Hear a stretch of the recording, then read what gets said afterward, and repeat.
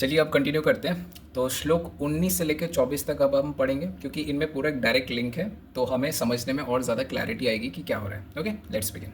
तो कहानियाँ वैसे कंटिन्यू होती है कि युद्ध अब शुरू होने वाला है।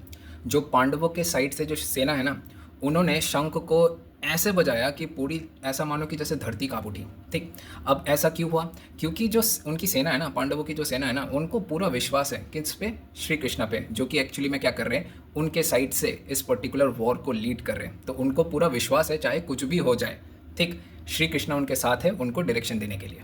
अब जो धृतराष्ट्र के जो सुपुत्र है ना, बहुत सारे, तो उन्होंने जब मिलिट्री फॉर्मेशन देखी पांडवों की, तो वो बहुत उदासीन हुए कि हमने तो ऐसा कभी मिलिट्री फॉर्मेशन देखा नहीं है। अब ये इतना अनएक्सपेक्टेड क्यों था? क्योंकि एज़ यूजुअल श्री कृष्णा उसको लीड कर रहे थे, तो ऑब्वियसली सी बात है, चीज़ें बहुत यूनिक होने वाली है यहाँ पर। ओके, अब और एक चीज़ देखकर धृतराष्ट्र के जो पुत्र हैं ना, वो लोग भयभीत हुए। वो ये था कि जो अर्जुना का रथ है ना, उनके रथ में जो फ्लैग लगा हुआ था ना, उसमें हनुमान का सिंबल था।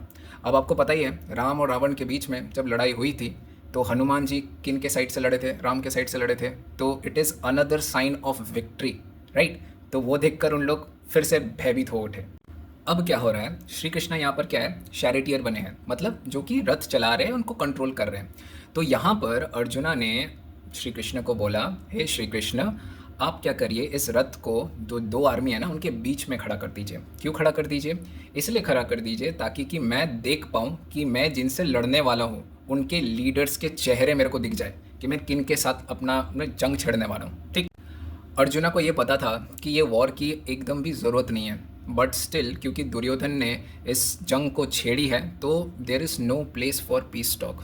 अब कोई पीस टॉक नहीं होगी, डायरेक्ट जंग होगी, और उसी के लिए पांडवों की सेना एकदम तैयार है अब। तो जंग अब शुरू होने वाली है। तो उस पर्टिकुलर कहानी को आगे फर्दर जानने के लिए subscribe for more. Thank you.